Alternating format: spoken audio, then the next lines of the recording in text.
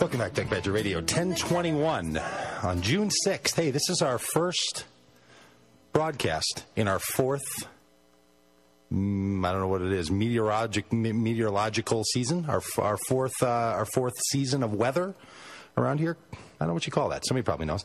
Whatever you call it. It's because we've broadcasted the show in the winter. We've broadcasted the show in the fall. We've broadcasted the show through that beautiful spring. And now we are even broadcasting this show in the summer season. And I know it's not there's like two different summer seasons. I don't really know how that works, but there's two different summer seasons. One that the meteorologists declare, and that's this one, and then, the one that happens by the calendar. But anyway, I'm considering it summertime because it's June. School's going to be out this week. We're getting to it. People are mowing their lawns. People had to decide on a pair of lawn shoes that they were going to mow in. Grover, you don't have that problem, do you? Because you live in a place where you have people that take care of your stuff for you, don't you? I do, but sometimes I go out and cut my mom's grass. You mow the old lady's grass. Oh, good for you. Good for you. Well, come on over. I got a couple of lazy boys around my house. I can't seem to get to mow the grass. In fact, hey, if any of my kids are listening, go out and mow the lawn. Seriously. If I come home and that lawn's not mowed.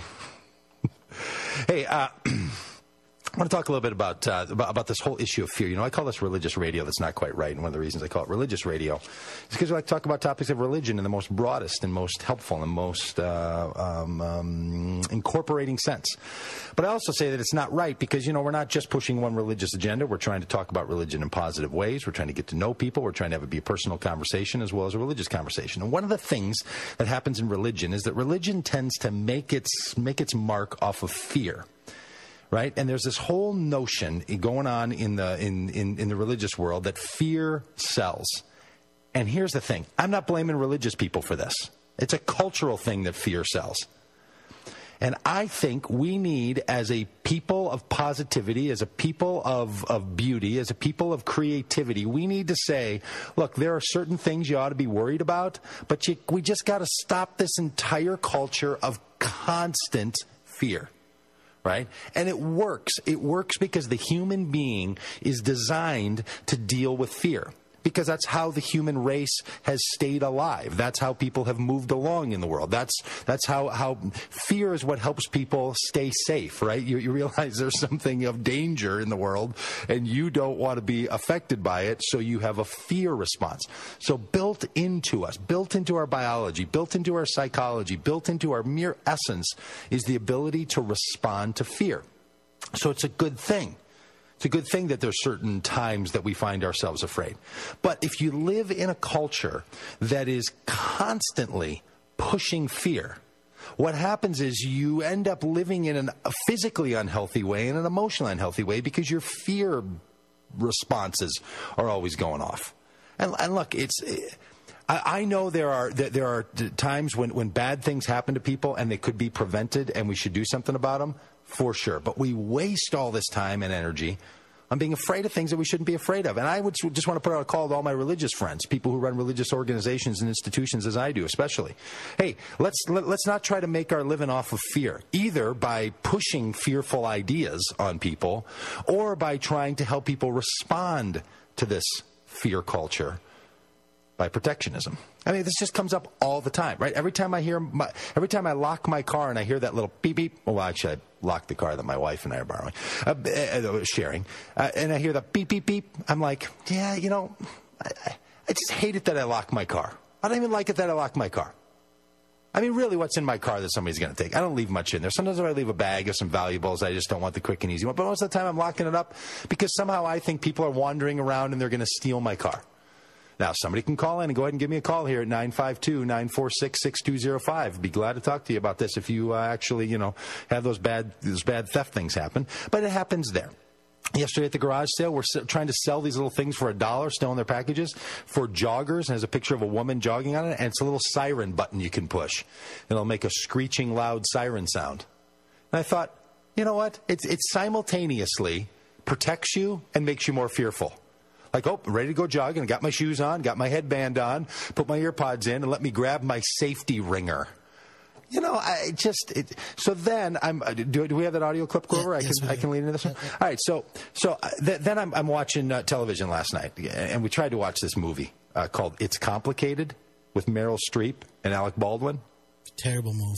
oh my goodness, it's so bad. So bad. I mean, The trailer didn't tell you that? Well, I don't know. I like him on 30 Rock. I thought it might be all right. You know, I wasn't looking for much. I was at the sheer level of exhaustion. I thought this would be all right. And it just made me mad. But anyway, so turn that on. And I'm watching this other show, and this commercial comes on. This commercial comes on talking about pertussis. It's called the whooping cough. Okay, so I watch this commercial, and I think, this is what I'm talking about. We live in this culture of fear, and we've got to do something. Now, this is put together by the March of Dimes people. Look, right? Okay, so here's the scene in this commercial. There's a mom holding a little baby, and they come zooming in on the camera, sort of Ken Burns style, right? They kind of come in like it's really serious. And this mom starts to say, you would think that holding your baby is the one thing you should do. Dun, dun, dun. But you better be careful holding your baby, because babies contract the whooping cough from their mothers. So don't think it's safe to hold your baby. I'm like, it's not even safe to hold your friggin' baby? They just turn him into a mass murderer. You can't even hold your baby. Like, here you are just trying to watch TV because the movie's so bad. And then these people are telling you, you can't even hold your baby because they might get a disease from you. Okay, here's the commercial, and you listen to it for yourself. And then at the end, they play the kid coughing. I mean, it's just the most fear-mongering commercial. Like religious people threatening people for eternal damnation if they don't give money to the pot. All right, here we go. Here's the... They got nothing on these people. Okay, sorry. Let me start over, Grover, because I was babbling over the top of it. Can you start that over again? I think the safest place in the world for your baby is wrapped in your arms. It can also be one of the most dangerous, because parents most often spread pertussis, whooping cough, and it's potentially fatal to infants. Researchers found up to 80% of babies get it from family members. Ask your healthcare provider about the adult pertussis vaccine today, because your baby could be this close to catching it.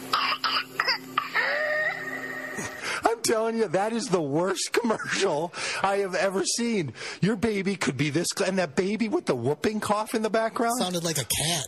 My gosh. I mean, you think it's safe to hold your baby in your arms? I mean, this fear-mongering people, seriously. So I just did a little research on the whooping cough. In 5 years, from like 2000 to 2005, 17,000 cases in hospitals of the whooping cough. That comes to a whopping 3,500 cases a year. Out of 10 million babies. It's lurking.